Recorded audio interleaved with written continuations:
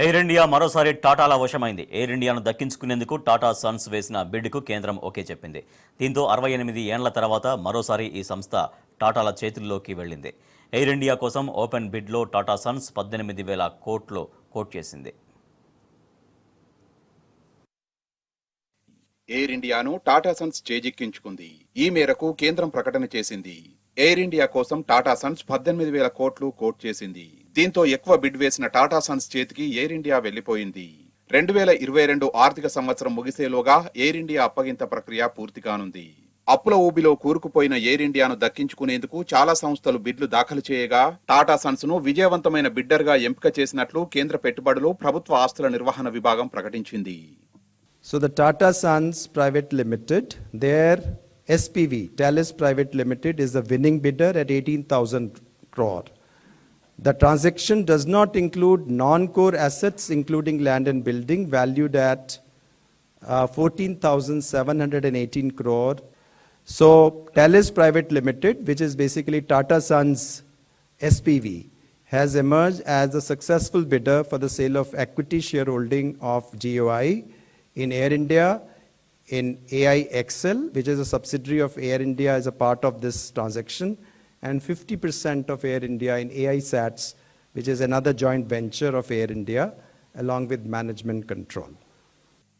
Air ఇండియాలో 100% వాటాలతో పాటు అనుబంధ సంస్థ ఎయిర్ ఇండియా ఎక్స్ప్రెస్ కూడా పూర్తిగా టాటాల వశం కానుంది.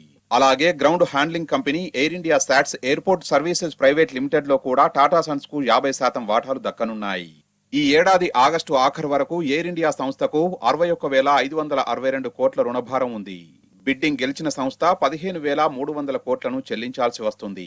మిగిలిన 46,262 రుణభారాన్ని ఎయిర్ ఇండియా అసెట్ హోల్డింగ్ కు బదిలీ చేస్తారు. ఎయిర్ ఇండియా డొమెస్టిక్ ఎయిర్పోర్టుల్లో దేశీయ ప్రయాణాలకు 4,400, అంతర్జాతీయ ప్రయాణాలకు 1,800 ల్యాండింగ్, పార్కింగ్ స్లాట్లు ఉన్నాయి. విదేశీ విమానాశ్రయాల్లో 900 స్లాట్లు ఉన్నాయి. ఎయిర్ ఇండియా సంస్థను దక్కించుకునేందుకు గత నెల 29న పలు సంస్థలు ఆర్థిక బిడ్లు దాఖలు చేశాయి. బిడ్ మొత్తంలో ఎయిర్ ఇండియా రుణాలకు 85%, నగదుగా 15% బిడ్డర్లు చెల్లించాల్సి ఉంటుంది. ఎయిర్ ఇండియా కోసం చాలా సంస్థలు ఆర్థిక బిడ్లు దాఖలు చేశాయి. టాటా సన్స్ తో పాటు స్పైస్ జెట్ అధిపతి అజయ్ సింగ్ కూడా ఆర్థిక బిడ్లు సమర్పించిన వారిలో ఉన్నారు. అయితే ప్రభుత్వం ఇటీవల Air India minimum reserve price ను ఖరారు చేసింది. భవిష్యత్తులో క్యాష్ ఫ్లో అంచనాలు, బ్రాండ్ విలువ, విదేశీ విమానాశ్రయాల్లో స్లాట్ల ఆధారంగా రిజర్వ్ ప్రైజ్ ను నిర్ణయించారు. టాటా సన్స్ బిడ్ లో కోట్ చేసిన విలువ రిజర్వ్ ప్రైజ్ కంటే ఎక్కువగా ఉండడంతో వారికే ఎయిర్ ఇండియా దక్కింది. దాంతో పాటు భవిష్యత్తులో సంస్థ పునరుద్ధరణపై టాటాలు సమర్పించిన ప్రణాళిక ఆకర్షణీయంగా ఉండడంతో వారిని విజయవంతమైన బిడ్డర్ గా ఎంపిక చేసినట్లు తెలుస్తోంది. టాటాలకు విమాన రంగంలో గతంలో అనుభవం ఉంది. ఇప్పటికే టాటా సన్స్ కు పలు విమానయాన సంస్థలో వాటాలు కూడా ఉన్నాయి. అంతేకాదు ఎయిర్ ఇండియాను దక్కించుకునేందుకు ముందు నుంచి టాటాలు ఆసక్తిగా ఉన్నారు. సంస్థ పునరుద్ధరణకు కావాల్సిన నిధులను సమకూర్చే సత్తా టాటాలకు మాత్రమే ఉందని పరిశ్రమకు చెందిన పలువురు నిపుణులు అభిప్రాయపడ్డారు. ఇక ఎయిర్ ఇండియాను ప్రారంభించింది కూడా టాటాలే కావడం విశేషం. 1932లో టాటా ఎయిర్లైన్స్ పేరిట టాటా గ్రూప్ విమానయాన రంగంలోకి ప్రవేశించింది. 1953లో జాతీయీకరణతో ఈ సంస్థ ప్రభుత్వపరమైంది. అయితే 1977 వరకు టాటాయే ఎయిర్ ఇండియా నిర్వహణలో కీలక పాత్ర పోషించింది. తాజాగా బిడ్డింగ్ గెలవడంతో 68 ఏళ్ల తర్వాత వారు ప్రారంభించిన సంస్థ తిరిగి వారి చేతుల్లోకి వెళ్లింది. డిసెంబర్ నాటికి ఎయిర్ ఇండియాలో ప్రభుత్వం పెట్టుబడుల ఉపసంహరణ ప్రక్రియ పూర్తయ్యే అవకాశం ఉంది. 2022 ఆర్థిక సంవత్సరం పూర్తయ్యేలోపు దీన్ని పూర్తి చేయాలని లక్ష్యంగా పెట్టుకున్నారు. దాంతో ఎయిర్ ఇండియా కొత్త యజమాని అయిన టాటా సన్స్ చేతుల్లోకి వెళ్లిపోతుంది.